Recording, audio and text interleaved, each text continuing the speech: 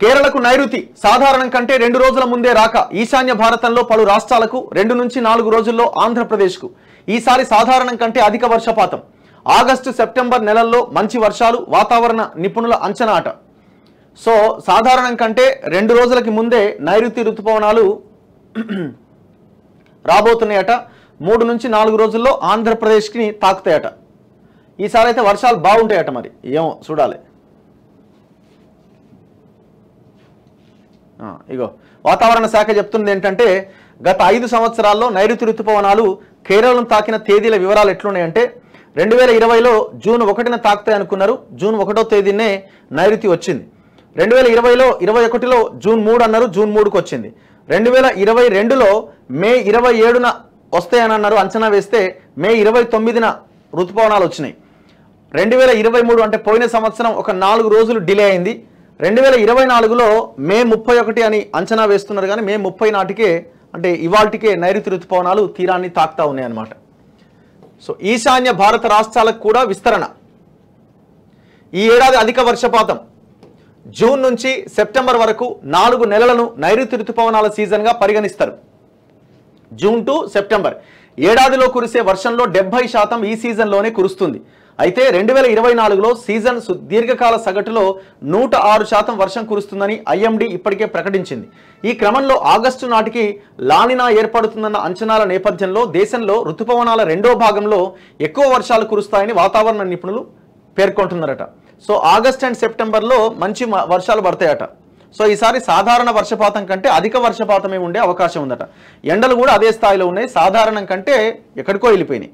దాదాపు 48-47 డిగ్రీలను టచ్ చేసినాయి. దేశంలోని రైతులకు భారత వాతావరణ శాఖ ఐఎండీ చల్లని కబురు చెప్పింది. ఖరీఫ్ పంటల సాగుకు ఎంతో కీలకమైన నైరుతి ఋతుపవనాలు గురువారం కేరళను తాకినాయి. ఈ మేరకు ఐఎండీ ఒక ప్రకటన చేసింది.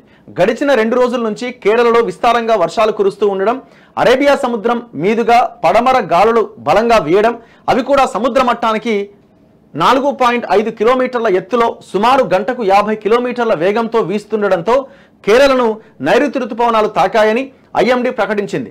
సాధారణ తేదీ కంటే 2 రోజులు ముందుగానే ఈ ఏడాది ఋతుపవనాలు కేరళలోకి ప్రవేశించాయి. కేరళతో పాటు ఈశాన్య భారతంలోని పలు రాష్ట్రాలకు, అరేబియా సముద్రంలో అనేక ప్రాంతాలకు, మాల్దీవులు, కొమరిన్లో మిగిలిన భాగాలకు, తమిళనాడులో కొంతమేర, బంగాళాఖాతంలో పలు ప్రాంతాలకు ఋతుపవనాలు విస్తరించాయి.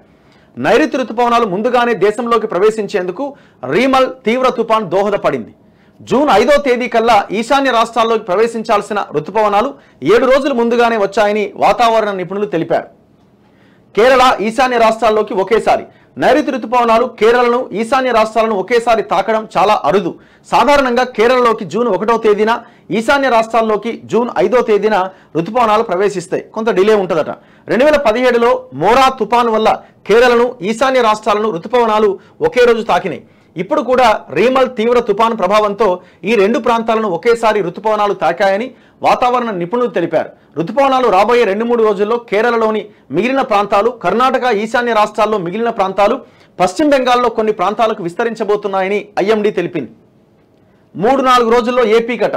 రానున్న 2-3 రోజుల్లో తమిళనాడులోని మరికొన్ని ప్రాంతాలకు, కర్ణాటకలోని పలు ప్రాంతాలకు నైరుతి ఋతుపవనాలు విస్తరిస్తాయి. ఈ క్రమంలో అరేబియా సముద్రంలో పడమర గాలులు మరింతగా బలపడితే 3 నుంచి 4 రోజుల్లో ఏపీలోకి ఋతుపవనాలు ప్రవేశించే అవకాశం ఉందని వాతావరణ నిపుణులు చెబుతున్నారు. ఒకవేళ తమిళనాడు, కర్ణాటక వరకు వచ్చిన తర్వాత నెమ్మదిస్తే మాత్రం మరికొంత సమయం పడుతుందట. ఎల్నినో ప్రభావంతో గత ఏడాది జూన్ 8న కేరళలోకి ఋతుపవనాలు ప్రవేశించాయి. ఆ తర్వాత దేశంలో మిగిలిన ప్రాంతాలకు విస్తరించిన సరైన వర్షాలు పడకపోవడంతో వ్యవసాయ దిగుబడులు తగ్గినాయట. సో ఇది అంచనా మాత్రమే.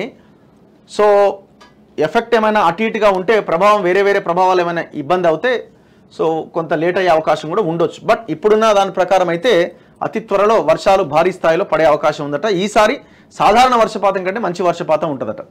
చూడండి, మంచిర్యాల జిల్లాలో రికార్డు ఉష్ణోగ్రతట. భీమారంలో 47.2 డిగ్రీల ఉష్ణోగ్రత నమోదైందట. ఇంకా ఎండలు ఎట్లా దంచుతున్నాయో చూడండి. వడదెబ్బతో 3 చచ్చిపోయారు పాపం.